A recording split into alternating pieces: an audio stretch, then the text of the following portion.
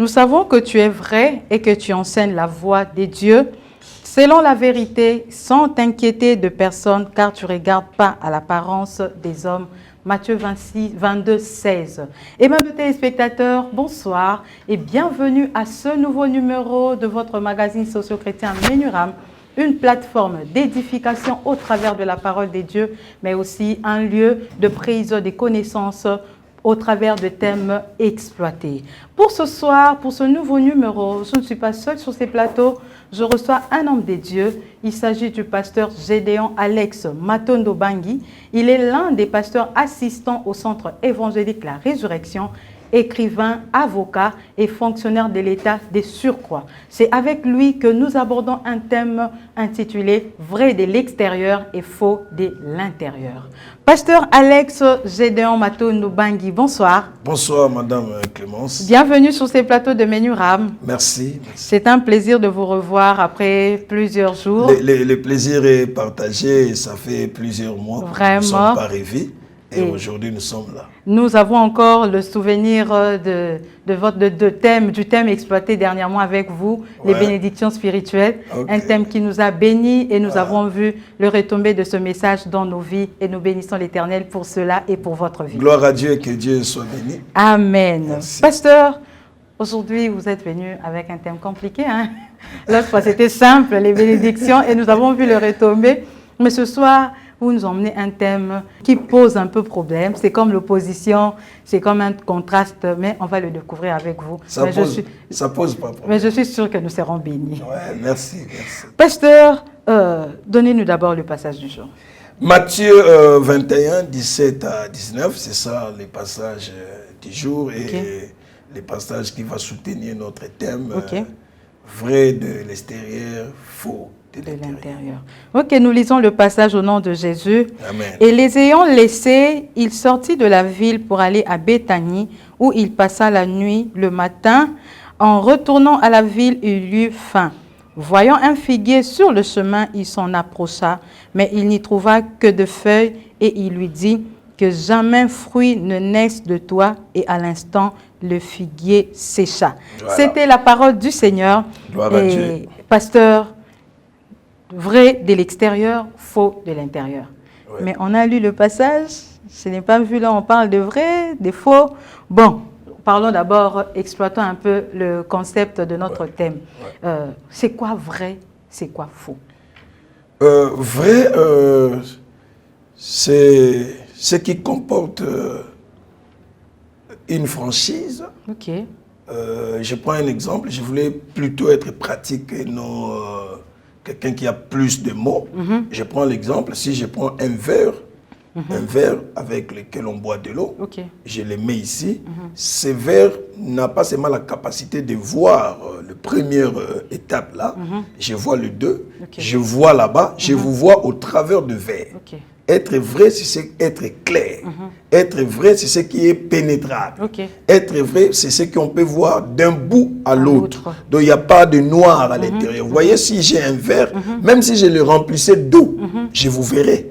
Même si je le mets devant mes yeux, en se cachant pour ne pas vous voir, je vais vous voir. C'est être clair, c'est être comme de l'eau. Donc, il n'y a aucune tâche. C'est ce qu'on dit être vrai. aucune tache, aucune noire, aucun élément qui complique. Donc c'est être transparent. Transparent. Vous voyez les rideaux blancs, c'est transparent. Vous pouvez, même si vous mettez les rideaux devant de vous, devant votre visage, les rideaux vous permettent de voir de l'autre côté. Donc quand on dit être vrai, c'est être clair, c'est être franchi, c'est être limpide. Donc il n'y a pas de tache. La personne sur qui on trouve aucune tache, aucun élément de la fausseté. Voilà. Donc ça, c'est être clean. C'est être clean. Merci pour l'ajout de la réponse. Merci, pasteur. Ça, c'était vrai. Et quand on dit, c'est quoi être faux? Être faux, c'est ce qui n'est pas vrai. C'est le contraire. Nous revenons à vrai. Oui, c'est ce qui n'est pas vrai. C'est quelqu'un qui n'est pas vrai. C'est celui-là qui est faux. Hein? C'est le contraire de vrai. Hein? Être faux, c'est le contraire de vrai. Donc, être faux, c'est prendre...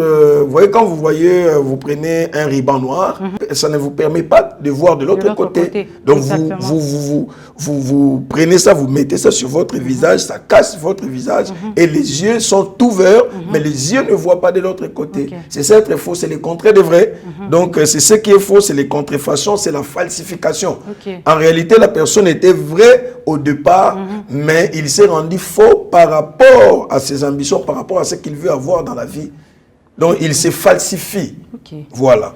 Mais pasteur, pourquoi être vrai au lieu d'être faux? Qui d'abord doit être vrai? Celui qui doit être vrai, c'est celui, dans le contexte dont nous parlions, c'est celui qui a reçu Jésus-Christ comme Seigneur et Sauveur. Il est déjà vrai. Quelle est l'importance alors d'être vrai? L'importance d'être vrai, si je suis vrai, j'irai au ciel.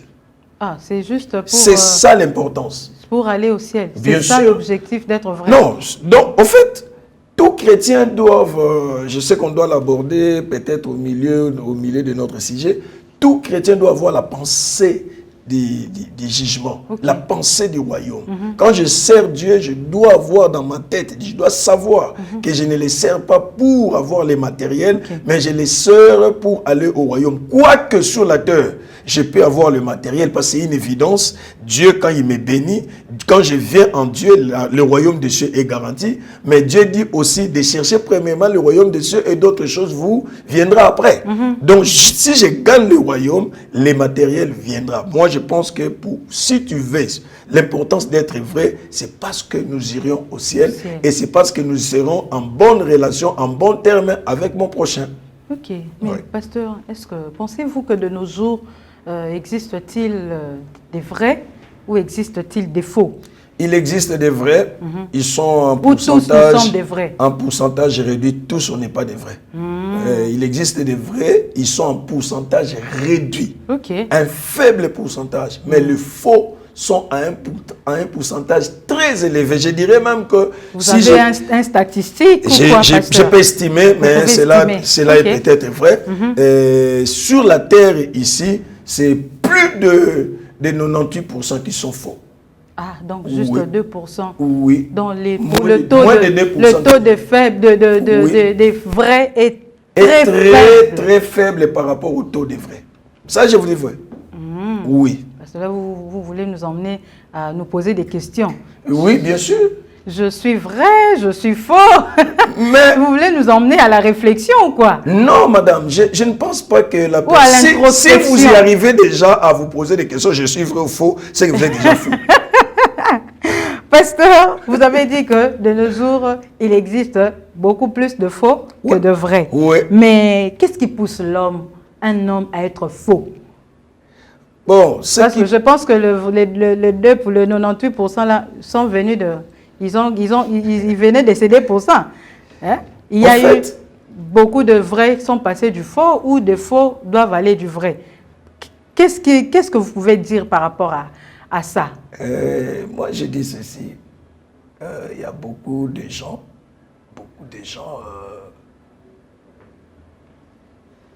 qu'est-ce que je peux dire? Qu'est-ce qui pousse exactement l'homme à devenir faux? Ce sont des dispositions du cœur. Voilà la question que vous m'avez posée. Je l'ai oublié. J'ai associé deux questions. Oui, c'est les dispositions du cœur. C'est les dispositions du cœur qui poussent la personne à être faux.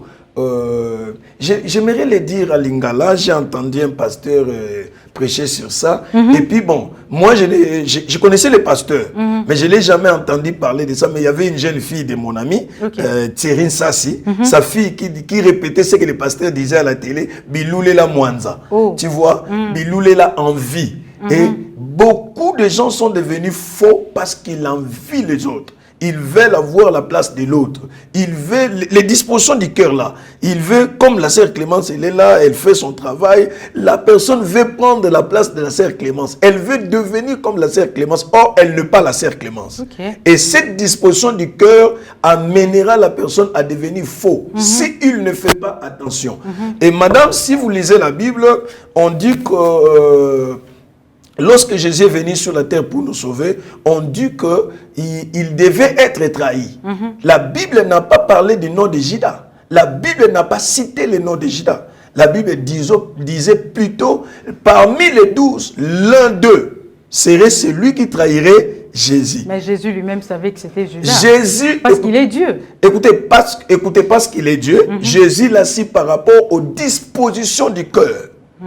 Donc si Judas, il s'était bien disposé et ces mouvements diaboliques n'allaient pas entrer chez lui. Il n'allait pas entrer. Donc les dispositions du cœur sont d'une grande importance pour la vie d'un chrétien. Si les chrétiens ne disposent pas favorablement et positivement leur cœur, il leur sera difficile d'être vrais. Ils seront toujours faux dans les vrais. Les faux là, pasteur, vous avez dit que c'est les dispositions du cœur. Oui. Je suis tout à fait d'accord avec vous, mais ne pensez-vous pas que les circonstances, certaines circonstances ou accidents de la vie poussent aussi un homme à devenir, à passer du vrai au faux? Bon, c'est une question très difficile, madame. Et c'est une question qui pourra sortir, de cette question pourra sortir beaucoup de théories. Pasteur, vous êtes les communs des mortels diront que c'est vrai, les circonstances peuvent rendre quelqu'un faux. Il était vrai, il devient faux. Mais moi, je dis, celui qui est vrai, il restera vrai. Peu importe les circonstances. Les circonstances, si je suis vrai, je ne touche pas à la caisse de l'État. Je ne vole pas l'argent d'autrui. Je ne prends pas la femme d'autrui. Si je suis vrai, peu importe, on met sur moi, on colle sur moi une histoire selon laquelle j'ai volé l'argent de l'État. Si je suis vrai, ça me fera mal à ce temps-là, mais les temps qui passeront prouveront mon innocence et je demeurerai vrai. Je ne deviendrai pas faux parce qu'il y a eu des fausses accusations. Vous voyez? Donc si on est vrai et qu'il y a des fausses accusations, si on ne fait pas effort, on deviendra faux. Mais si on a un objectif, c'est celui du royaume des cieux, je ne deviendrai pas faux. Pourquoi devenir faux? C'est comme ça que je disais, cette question nécessiterait beaucoup de théories, mais à ma façon de comprendre les choses, à ma façon de voir les choses, lorsque je lis la Bible, je préfère que les enfants de Dieu, même s'il y a des fausses accusations, demeurent et rester vrais. C'est une bonne attitude. Les blessures intérieures ne peuvent pas pousser quelqu'un à devenir faux. Ça revient au même. Ça revient. Si les blessures intérieures font de sorte que tu deviennes faux, c'est que tu as échoué. Parce que chacun de nous, madame, tel que Dieu nous a créés sur la terre, chacun de nous a son objectif précis. Nous avions un objectif général, mais nous serions jugés non par rapport aux objectifs généraux. Nous serions jugés par un objectif précis. Moi, Alex, Dieu m'a envoyé sur la terre pour faire quoi? Ma mission sur la terre, c'est pour faire quoi? Quand quelqu'un me blesse et que cette blessure fait d'Alex un faux, ce n'est pas la personne qui m'a blessé qui échoue. C'est moi qui échoue dans ma mission. Est-ce que tout le monde connaît d'abord, tel que nous sommes là, est-ce que chacun connaît réellement son objectif ou sa mission sur ces terres? Mais la Bible nous les définit. Les pasteurs prêchent du haut de la chair, les pardons. C'est ça même l'essence du pardon. Quand vous pardonnez réellement, vous pardonnez la personne qui vous a blessé, vous pardonnez vous-même, vous resterez vrai. Oui. Ok, merci beaucoup, pasteur. Pasteur, la localisation des faux. Si on a besoin de faux, est-ce qu'il y a un quartier des faux? Est-ce qu'il y a une église des faux? Est-ce qu'il y a un milieu où on peut facilement retrouver les faux? Ils fréquentent généralement quel milieu? Je ne sais pas. Géographiquement, je ne sais pas. Mais vous nous emmenez les vrais, les faux ici. Géographiquement, je ne sais pas où se trouvent les faux. Les faux sont partout. Les faux sont dans nos maisons. Les faux sont dans nos familles. Les faux sont dans nos églises. Les faux sont dans des milieux professionnels. Les faux sont partout. Partout, même dans la politique. Ils sont là. Même dans nos églises, parmi les pasteurs, parmi les chrétiens, parmi les musulmans, il y a les faux. Parmi les kimbanguistes, il y a les faux. Parmi les Bundudia Congo, il y a les faux. Donc partout, dans tous les secteurs possibles, il y a les faux et les vrais. Je ne sais pas, géographiquement, ils habitent pas un quartier. Ça, c'est les quartiers des faux. Ça, c'est les quartiers des vrais. Non. Bon, dans Menuram, il n'y a pas de faux. Je ne sais pas. C'est Dieu seul qui sait et toi-même. Dans Menuram, il n'y a que des vrais. Ça, c'est vous qui le dites. Oh, mais le jour dernier, devant le jugement, c'est une démonstration. Vous avez dit ici que les vrais vont se reconnaître à eux-mêmes. Oui, oui. Mais nous, on a dit que nous sommes des vrais pasteurs. Mais au fait, j'ai dit des choses. J'ai dit le vrai, c'est Dieu qui le connaît. Et eux-mêmes, ils peuvent aussi reconnaître que je suis dans le vrai, parce que l'Esprit de Dieu qui témoigne en nous. Alors, voilà pourquoi j'ai dit, bon, c'est toi qui le dis que vous êtes vrai. Moi, je ne sais pas le confirmer. Ok. Croyez-nous, croyez-nous. Oui, je vous crois, merci, je vous crois parce merci, que je suis un enfant de Dieu. Si quelqu'un me dit que je suis chrétien, qu'est-ce que moi je devais contredire? Il est chrétien, c'est lui qui me l'a dit. Moi, je ne peux rien dire. Merci beaucoup, pasteur, de nous croire. Oui, merci. Pasteur, vous nous avez emmené un thème avec 4 concepts dont les 2 premiers sont opposés aux deux deuxième. Si je dois me permettre, permettez-moi la tautologie. Vous avez parlé du vrai et du faux, mais aussi de l'extérieur et de l'intérieur. Nous venons d'aborder le vrai et le faux, mais dites aussi un mot par rapport à l'intérieur et à l'extérieur. Pourquoi je dis vrai de l'extérieur, faux de l'intérieur? Vous savez, ces sujets, nous pouvions être ici pendant 2 mois, même plus de 2 mois en train de parler de ça. Le vrai de l'extérieur, ce sont des personnes qui ont embelli leur extérieur, qui ont travaillé leur extérieur. Vous voyez, quand vous le voyez, vous le trouvez une très bonne personne, une personne aimable, gentille. Je ne suis pas en train de dire que être gentil, c'est mauvais. Moi-même, je le suis. Une personne souriante, même par rapport à la beauté. Même par rapport à la beauté, belle de figure, belle de taille. Il a soigné l'extérieur, mais son intérieur, il n'a pas pris le temps de le soigner. Son intérieur est faux. Mais sur le plan extérieur, c'est quelqu'un qui peut te donner de l'argent, c'est quelqu'un qui peut se disposer à te rendre service.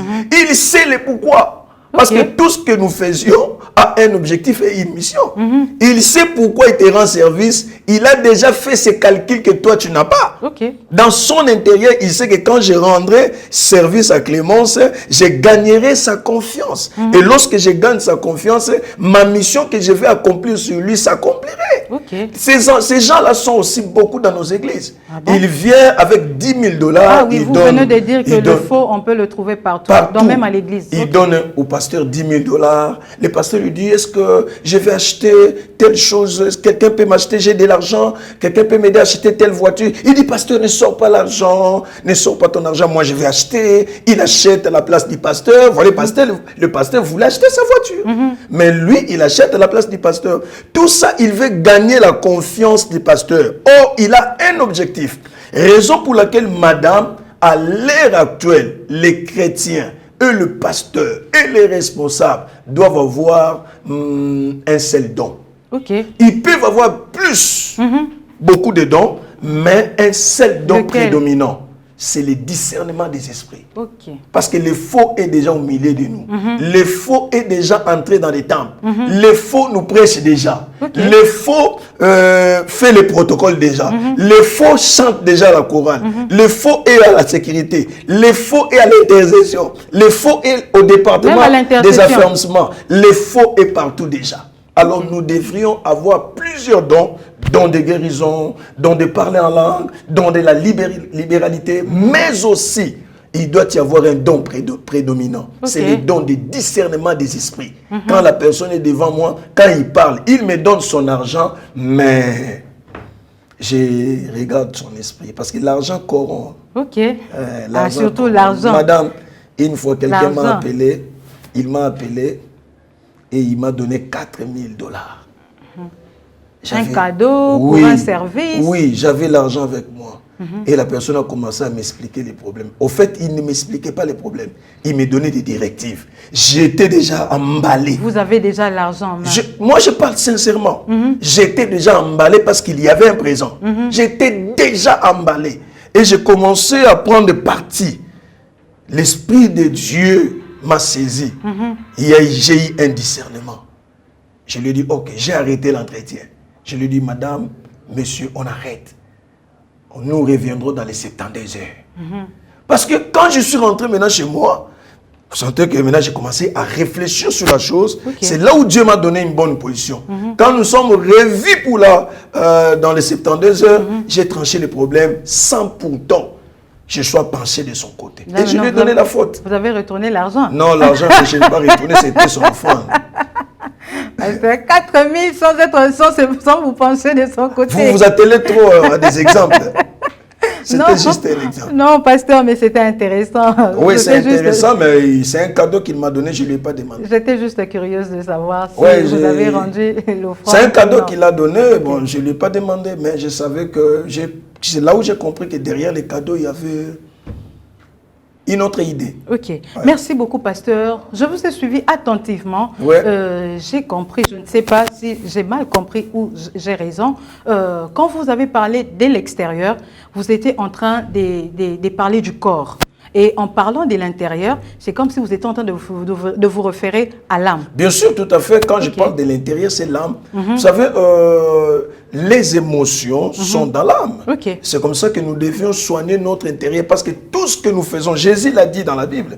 Il a dit, il faut entretenir l'intérieur parce que tout ce qui sort de l'intérieur, c'est ce qui suit l'homme. C'est pas ce qui sort de l'extérieur. Vous voyez, nous devions soigner l'intérieur. Donc, les dispositions intérieures, comme je disais au début, là, c'est des très bonnes dispositions pour un chrétien, excusez-moi pour la tautologie implicite. Et c'est bien pour les chrétiens de prendre de bonnes dispositions intérieures afin de poser de bons actes. Voilà.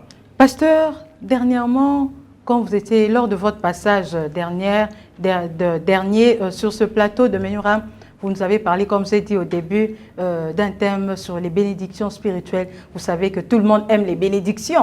Quand on parle des bénédictions, même à l'église, il y a beaucoup d'offrandes. Mais aujourd'hui, vous nous emmenez un thème contrastique. Pourquoi ce contraste dans votre thème? Non. Vous voulez nous réveiller, vous voulez attirer notre attention, vous voulez redresser les chrétiens. Pourquoi ce thème? Au fait... lorsque vous regardez les 5 ministères, il y a les ministères de redressement et l'Église doit accepter ces ministères-là. L'Église doit accepter qu'un pasteur se tienne, un évangéliste se tienne, un docteur se tienne, prêche la parole contrairement à leurs ambitions, contrairement à leurs attentes. Il y avait des gens comme des Jean-Baptiste. Ils ont dit à Hérode clairement qu'il laissait la femme d'autrui. Ils n'étaient pas d'accord avec Hérode. Hérode n'était pas le diable. Jean-Baptiste ne le considérait pas comme un diable. Mais seulement que Jean-Baptiste lui a dit la vérité. Le thème n'est pas contraste. Nous avions compris qu'à l'église, il y a trop de faux. Trop de faux. Trop de faux au milieu de nous. Et si Dieu nous utilise pour parler de ces choses, c'est que Dieu est en train d'alerter certains chrétiens que nous sommes. Qu'il revient bientôt. Il vient bientôt, nous devions changer la position, quitter la position des faux pour devenir des vrais. Des faux à l'église, mais avec l'apparence de vrai. Avec l'apparence de vrai, c'est ce que j'ai dit. Je peux vous dire l'histoire que je viens d'évoquer. Et je vous pose une question, madame. Quoique les questions soient à vous, les réponses soient à moi, mais excusez-moi d'échanger. Est-ce que, croyez-vous que c'est la femme d'Hérode qui avait tué Jean-Baptiste? Ah non. Oui, merci, vous êtes très intelligente. C'est comme ça que Menuram vous a choisi. Merci. Ce n'est pas. C'est les faibles qui vont dire que c'est la femme qui l'a tué. Mais les forts, les grands esprits, quand ils lisent la parole, ce n'est pas la femme. C'est Hérode lui-même qui a tué Jean-Baptiste. Parce que Hérode faisait semblant. Il était vrai de l'extérieur, faux de l'intérieur. Il faisait semblant comme si ce que Jean-Baptiste lui disait, il acceptait ça. Il cherchait une occasion, une opportunité. Il avait d'autres dispositions. Hérode savait, madame, Hérode savait qu'en demandant à sa fille Hérodias comme tu as dansé là, donne, même si ne serait-ce la moitié de mon royaume, je te le donnerai. Hérode savait que lorsque sa fille allait vers sa femme, Hérode savait que sa fille demanderait la tête de Jean-Baptiste. C'est comme ça que le vrai de l'extérieur travaille. Okay. Il fait une action, lui n'est pas là, il est invisible, mais c'est une autre personne qui l'accomplit. Hérode savait que Hérodias, en allant vers sa femme, pour demander qu'est-ce qu'il demanderait comme cadeau, Hérode savait que la tête de Jean-Baptiste devait tomber. Ok. Ouais. Merci beaucoup, pasteur. Nous allons souffler un tout petit peu avec une pause publicitaire et nous allons continuer notre thème juste après. Merci. Bandeko, boyoki sangote, système asika coopérative habitat BRDC. Sala na mbangu. Mame, Pepe. Nazwela yo wapi? Omoni ndengo ratako. Yo moni makambo raté na promotion ya BRDC. Baninga bapakati mbangu. Yo kaka, nazwela yo wapi? Yo raté promotion ya BRDC te. Mama bio. Oh. Yo ndoza na retard. Na ndenge ni? Na makamba coopérative habitat BRDC.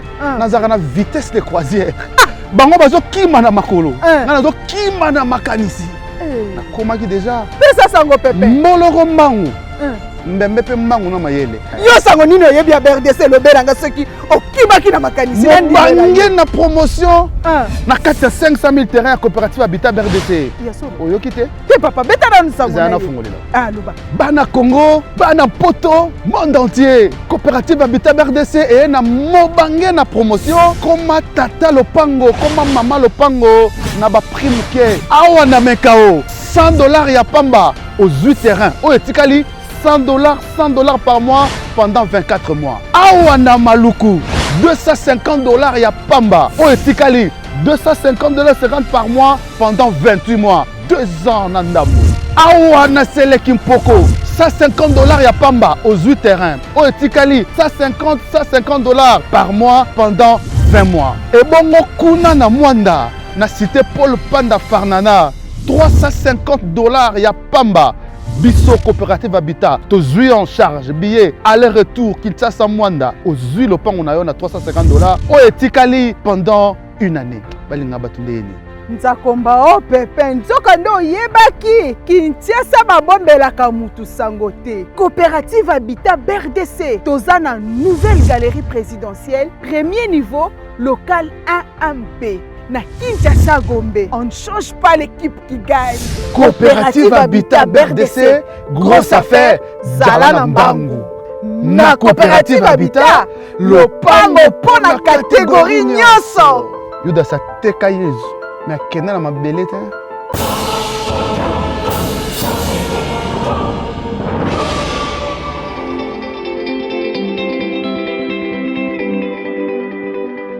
De retour sur ce plateau, nous sommes en train d'aborder un thème intitulé « Vrai de l'extérieur et faux de l'intérieur » avec le pasteur Gédéon Alex Matondo Bangi. Pasteur, vrai de l'extérieur, faux de l'intérieur. Vous avez parlé tout à l'heure de l'âme, vous avez parlé du corps. Et nous avons compris que l'âme, c'est l'intérieur, le corps, c'est l'extérieur. Donc, on voit le corps, c'est l'apparence externe.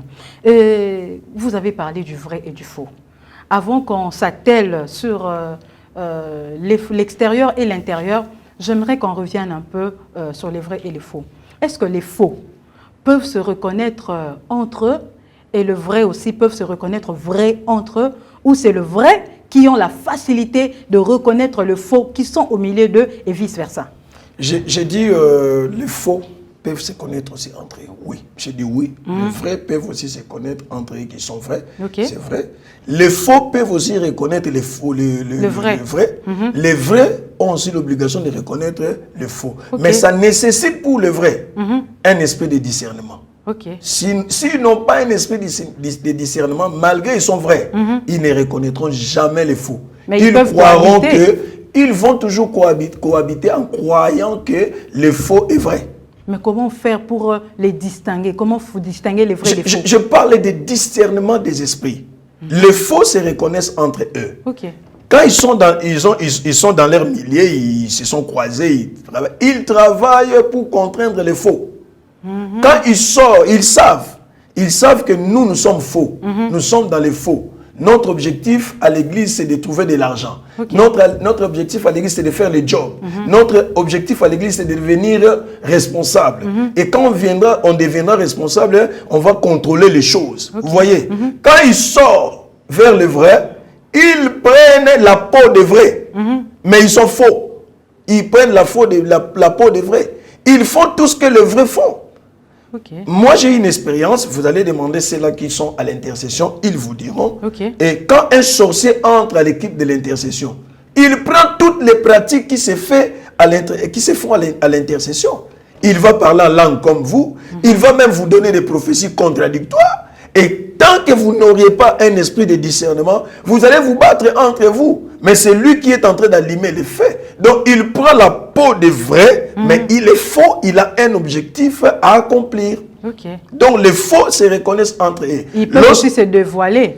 Ou, ils peuvent pas, ils peuvent pas. Ils n'ont pas de mutuelle. Ils peuvent pas, ils n'ont pas de mutuelle comme je le dis. Il n'y a pas un milieu géographique. Ils peuvent se regrouper. Mais, on a un rassemblement de faux. Ils se regroupent, okay. Ils se regroupent parce qu'ils connaissent que nous sommes là pour un objectif. Ils peuvent aussi se partager des idées. Voilà, maintenant, améliorons telle stratégie. Ils savent, mais quand ils sortent d'entre eux, ils révèlent la peau de vrai. Ils travaillent comme vous. Il fait des choses comme vous, il vous aime, il vous donne la gentillesse, comme j'avais dit, il vous fait des présents, parce que ma soeur, il ne faut pas oublier dans la vie les présents corrompent. Okay. Je vous dis vrai, il faut prier que Dieu vous fasse la grâce. Il faut prier, parce que les présents corrompent. Je vous dis vrai, beaucoup de pasteurs sont tombés. On doit refuser des présents. Bon, si Dieu vous dit de refuser, il faut refuser. Il faut écouter Dieu. Ah, mais tout présent n'est pas à prendre, on n'est pas obligé. Bien sûr, tout à fait. Même sur le plan éducationnel, tout présent n'est pas à prendre. Si sur le plan éducationnel, tout cadeau n'est pas acceptable. Okay. Et sur le plan spirituel. Donc, pour écouter Dieu, ça ne nécessite pas un séminaire. Ça ne nécessite pas une retraite. Comme nous sommes là, si je vous offre mon téléphone, l'Esprit de Dieu va vous communiquer que prenez ce téléphone, c'est un bon téléphone. Ne prenez pas, c'est un téléphone qui va vous faire du mal. Okay. Dans le présent, il y a la nature de faire du bien et il y a la nature de détruire l'homme. Okay. Donc, il faut être prudent, demander le discernement des esprits. Parce que les faux, je vous dis, ils sont là. Ils sont là. Ils nous prêchent aussi la parole. 98%. Ils nous prêchent aussi la parole. Donc, parce que lorsque vous lisez la Bible, madame, vous allez vous rendre compte. Parce que beaucoup de gens, il faut qu'on en parle. Hein, beaucoup de gens, quand on parle de l'antéchrist plutôt, je m'excuse, beaucoup pensent que l'antéchrist aura des cornes, il aura la queue, et c'est quelqu'un qui n'est pas beau. Non. C'est la question que j'allais vous poser tout à l'heure, parce que quand vous parlez que les faux nous prêchent déjà, c'est que l'antéchrist est déjà au milieu de nous. L'antéchrist, peut-être il aura le vocabulaire plus que moi. Je vous dis vrai. Il est éloquent. Il sera éloquent. Quelqu'un plongé dans les Écritures, peut-être plus que moi. Quand il dépouille les Écritures, tout le monde dit waouh. Vous êtes ému. Waouh. Mais son objectif, c'est d'éloigner les gens de la présence de Dieu à la présence de Satan. Okay. C'est ça l'objectif. Donc il sera beau. Il sera aussi quelqu'un qu'on connaît, un frère qui a été à l'affermissement, qui a été à la formation, qui a suivi l'école des membres, pour ceux-là qui font l'école des membres. Un pasteur. Un pasteur consacré aussi, ordonné. Ne pensons pas que ce sera un diable comme ça visiblement. Non, parce que si c'est un diable visiblement sur le plan corporel, on va les fuir. Oui, exactement. Donc ça sera quelqu'un qui sera au milieu de nous. Connaissant notre rituel, connaissant notre façon de travailler, et il va prendre notre langage, il le fera mieux que nous, peut-être. Ok. Merci beaucoup, pasteur. Vrai de l'extérieur, faux de l'intérieur. Il y a encore beaucoup de choses à dire là-dessus. Beaucoup de choses à dire. Mais la télé, c'est les temps, pasteur. Nous devons nous arrêter là par rapport à ce thème. Mais j'ai une dernière question, un sujet d'actualité. Vous me permettez qu'on aborde un sujet d'actualité? Bien sûr, madame. Pasteur, je ne sais pas si vous êtes au courant de la liberté provisoire accordée à certains prisonniers. Je crois 1600, si je ne connais pas exactement, mais je pense que c'était 1600 prisonniers qui ont été libérés de la prison centrale de Makala. Et vous avez quand même l'information. Oui, j'ai l'information, je l'ai vu à la télé, j'ai suivi, et puis dans les réseaux sociaux, j'ai vu un prisonnier même à Bunga Ginzela. Vous êtes avocat, pasteur, en tant que juriste, quel est votre avis par rapport à cette situation? En fait, le ministre n'a pas tort, c'est prévu par la loi, désengorger la prison. Quand, bon, les communs des mortels peut-être ne comprennent pas les choses en disant que Bimisi Batu. Non, Bimisi Batu, c'est cas par cas. Quand quelqu'un est malade, en réalité, il devait se faire soigner. Il doit se faire soigner dans un hôpital, des structures bien établies. Il doit se faire soigner. Il y a des gens, parmi ceux-là qui ont été libérés, il y a des gens qui ont fait 2 ans sans pourtant passer devant son juge naturel. C'est tout à fait normal qu'on les libère. Il y a des gens qui C'est prévu par la loi. C'est prévu par la loi. C'est prévu par la loi. Il y a des gens qui ont été condamnés au parquet, mais qui n'ont jamais passé devant la chambre du conseil. Et ça fait 3 ans qu'il n'a jamais vu la chambre du conseil. On devait les libérer parce que les délais sont déjà passés. Alors, il n'a pas tort. Les désengorgements, ce n'est pas... c'est bien. C'est bien pour désengorger la prison parce que la prison, telle que conçue, a été conçue à un nombre limité. Dépasser ce nombre, on doit chercher des mesures par lesquelles libérer certaines personnes. Et à savoir aussi, nous avions un problème ici au Congo. Nous n'avions que la prison de Makala. Et la prison de Makala, ce n'est plus la prison, c'est les centres pénitentiaires. Il y a une différence entre centre pénitentiaire, il y a une différence entre prison, il y a aussi une différence entre maison d'arrêt. Il y a des ceux-là qui sont au centre pénitentiaire, j'allais dire. En principe, ils devaient être à la maison d'arrêt. Mais on les a précipités parce qu'il y a manque des infrastructures. Donc, nous encourageons cette décision. Dès que la décision a été sortie et que les gens ont été libérés, en réalité, en principe, la police provinciale devait prendre des dispositions sécuritaires.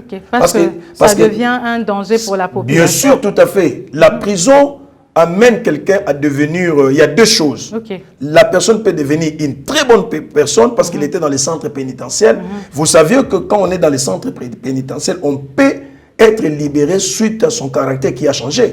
C'est centre de rééducation. On t'a condamné 20 ans. Mais lorsqu'on remarque que ton caractère change dans 10 ans, 8 ans ou 5 ans même, on peut te libérer parce que tu as changé le comportement. Donc la prison a comme objectif de changer le comportement de la personne en bien ou en mal. La personne peut entrer bien en prison et il sort mauvais. La personne peut entrer mauvais, il sort encore plus pur. Donc voilà pourquoi raison pour laquelle après cette telle décision, en réalité la police provinciale devait prendre des dispositions sécuritaires pour protéger la population contre des personnes qui viennent de sortir. Mais l'action, elle est bonne. L'action, elle est sur le plan judiciaire, c'est l'action à soutenir. Pasteur, lors de la libération de ces prisonniers, on a parlé beaucoup plus de la liberté provisoire. Je ne sais pas, liberté provisoire, vous en tant que juriste, nous entendons cela, peut-être nous ne le comprenons pas bien. Quand on parle de liberté provisoire, c'est-à-dire quoi? Ces gens-là sortent pour un moment, on va les retourner, ou ils sortent à vie, ils vont rester dehors, ils vont continuer à mener leur vie. C'est quoi la liberté provisoire? Bon, je ne sais pas, vous avez suivi cette partie-là.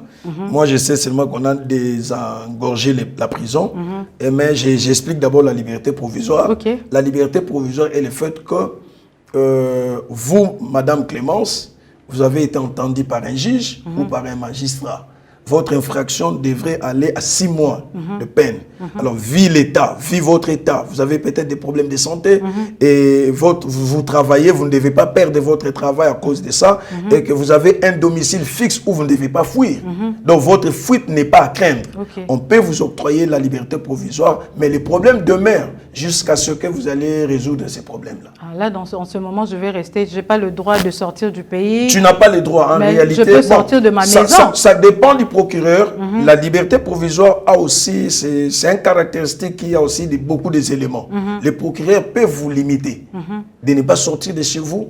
Les procureurs peuvent vous limiter de ne pas sortir du pays. Mais voilà, ça dépend de l'intime conviction du procureur et puis la gravité de l'infraction que vous avez commise qui les poussera à prendre des mesures pareilles pour qu'ils soient protégés. Merci beaucoup, pasteur, de nous éclairer là-dessus. Un sujet d'actualité qui n'avait rien à voir avec notre thème. Je vous ai pris à pied levé, mais vous nous avez éclairé. Merci beaucoup. Et surtout, merci d'être passé sur ce plateau de Menuram. Nous sommes arrivés à la fin, mais nous n'avons pas épuisé notre thème. Ouais. Je vous demande de revenir prochainement pour terminer ce thème qui est tellement important et qui nous bénit, qui nous réveille, qui réveille notre esprit. Entièrement à votre disposition. Merci Invitez-moi, je serai là pour continuer. Merci beaucoup, pasteur. Merci. Aimables téléspectateurs, nous sommes arrivés à la fin de notre magazine socio-chrétien Menuram de ce soir. Nous avons parlé d'un thème intitulé « Vrai de l'extérieur et faux de l'intérieur ». Un thème qui fait allusion à l'âme et au corps. Nous étions avec le pasteur Gédéon Alex Matondo Bangui. Il est parmi les pasteurs assistants au centre évangélique La Résurrection, écrivain, avocat et fonctionnaire de l'État. Nous allons revenir avec lui prochainement pour finir ce thème que nous n'avons pas épuisé ce soir faute de temps. Donc je vous donne rendez-vous pour le jeudi prochain à la même heure sur la même chaîne avec la même équipe, surtout avec le même plaisir. D'ici là, portez-vous bien et à la prochaine.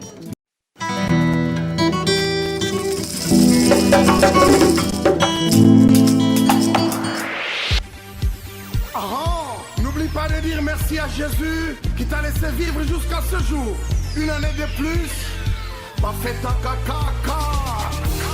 Aujourd'hui c'est ton jour, nous nous sommes décidés de te faire le bonheur que tu mérites. Tu vaux tellement pour nous que le monde est sans le dire avec exactitude. Nous mettons tout ensemble, nos cœurs y compris, pour ton salobola. En ce jour si spécial, c'est nos cœurs qui te parlent. Nous te souhaitons tous les bonheurs du monde, longévité, prospérité. We love you so much, love you so much. Na basta tu ma sorris na biso lelo, kakayo na yo. I love you so much.